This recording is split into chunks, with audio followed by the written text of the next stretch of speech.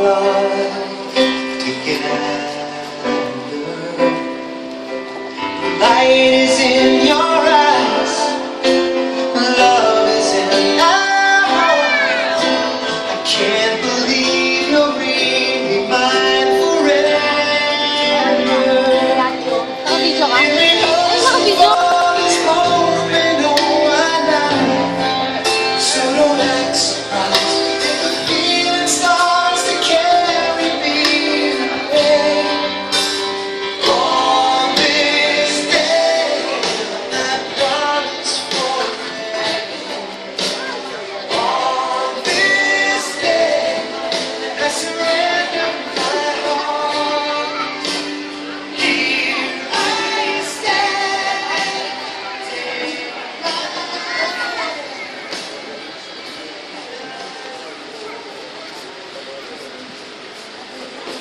Yung marriage contract. So, sa organizer ng kasal, hanggang ngayon, hindi ko matanggap na ang lalaki sa kabila. Hindi, sa buong mundo, sa dito ang lalaki. Sa matcha. Kasi yung kanan ng babae ang ahawak.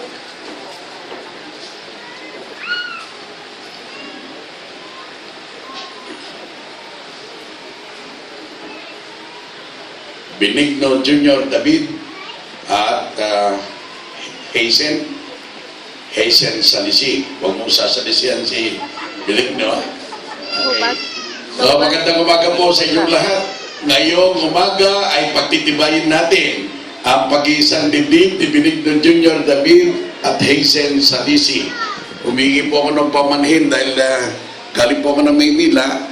Mayroon pong aksidente sa Bayada. At ihingi ako ng pamanhin. Pagkatapos po kayo ikasal, diretso na naman ako sa lutong bahay dahil meron isang kinakasal doon. Mabili ang mayor kasi libre eh. So, huli katanungan, Benigno Jr. at Hazen, wala na bang makakapigil sa pag-iisang dibdib ninyo?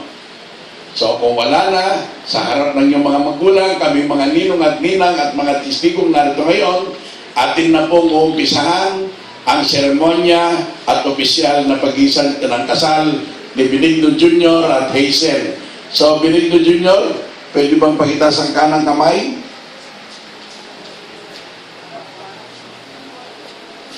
At sumagot ka sa aking katanungan.